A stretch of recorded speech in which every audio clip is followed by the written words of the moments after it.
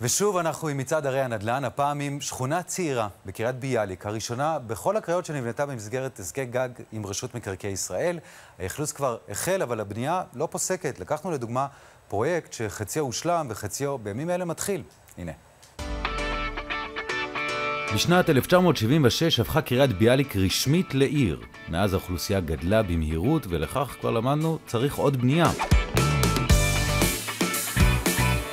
זו הרשות הראשונה בצפון הארץ שחתמה על הסכם גג מול רשות מקרקעי ישראל. ההסכם הזה דיבר על בניית 7,253 יחידות דיור. קריית ביאליק תמיד הייתה מבין הקריות המבוקשות ביותר. להרבה מאוד אנשים מחפשים סביבה חדשה, סביבה צעירה, שכונה חדשה. כשהכל חדש, אתה כאילו מרגיש שעברת איזשהו אזור. החלום שלי, שהילדים שלי גם יבואו לשכונה הצעירה והחדשה הזאת. נושאת הדגל, השכונה שלמעשה היא החלוצה במסגרת הסכם הגג, היא נאות אפק. השכונה שהייתה הראשונה להיבנות בכל הקריות במסגרת הסכם גג שואפת לא רק להגדיל את ההיצע, אלא גם להפוך אותה לאטרקטיבית למשפחות מכל האזור. זה אמור להגדיל את אוכלוסיית העיר בכ-25,000 תושבים. תוכננים בתי ספר, מתנסים, גני ילדים, אצטדיון. יש תכנון למטרונית. השכונה סמוכה לכביש עוקף קריות, כביש 22.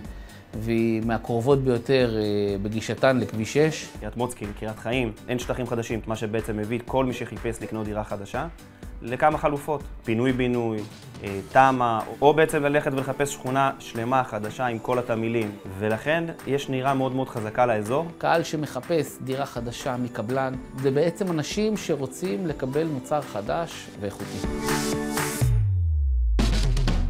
אני עובר מקריית ים לפה, שאני מצאתי שאני רוצה לבוא לשכונה הזאת, אני עקבתי אחריה, ראיתי שכונה טובה, ראיתי שכונה צעירה, אני אוהב ללכת לשמורה, לטייל. טוב לי, אני בן אדם די מבוגר שאני רוצה שיהיה לי הכל קרוב. ככל שעובר הזמן, אז אתה רואה גם את ההתלכדות של האנשים. אתה רואה את החיבור של האנשים, אני ממש מטייל שם בשכונה וזה נראה כמו איזשהו קיבוץ כזה גדול.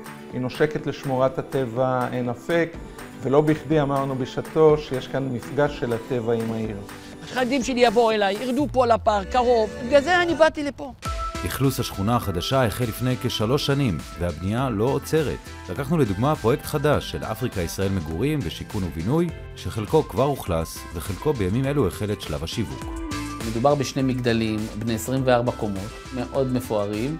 יש לנו תמהיל דירות מאוד מגוון. מגדל אחד נבנה והוכלס לפני כשנה.